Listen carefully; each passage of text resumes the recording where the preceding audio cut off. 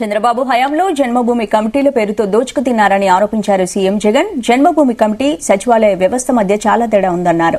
గుంటూరు జిల్లా ఫిరంగిపురంలో వాలంటీర్ల అభినందన సభలో సీఎం జగన్ పాల్గొన్నారు. 2,60,000 మంది వాలంటీర్లు తన సైన్యమన్న సీఎం జగన్ రాబోయే రోజుల్లో వాలంటీర్ల లీడర్లు కాబోతున్నారని స్పష్టం చేశారు.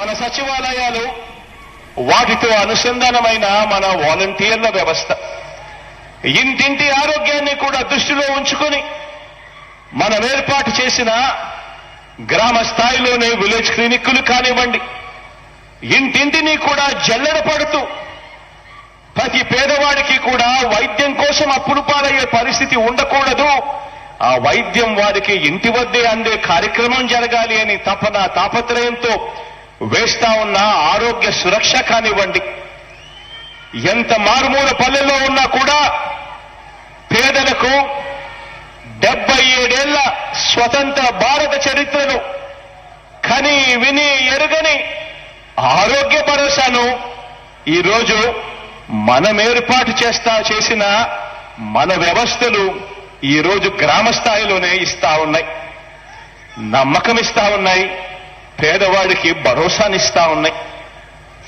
మనం చేసిన ఈ మంచిని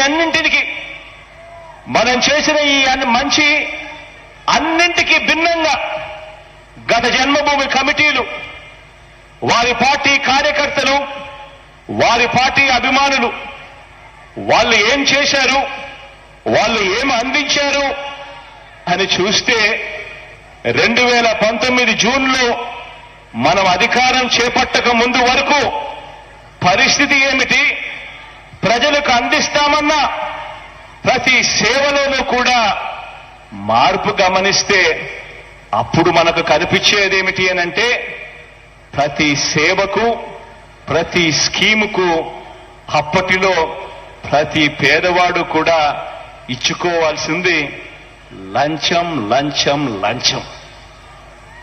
మనం అధికారంలోకి రాకమునుపు 2019కి మునుపు పరిస్థితి ఏమిటి, పాలన ఎలా ఉండేది అనే ఆలోచన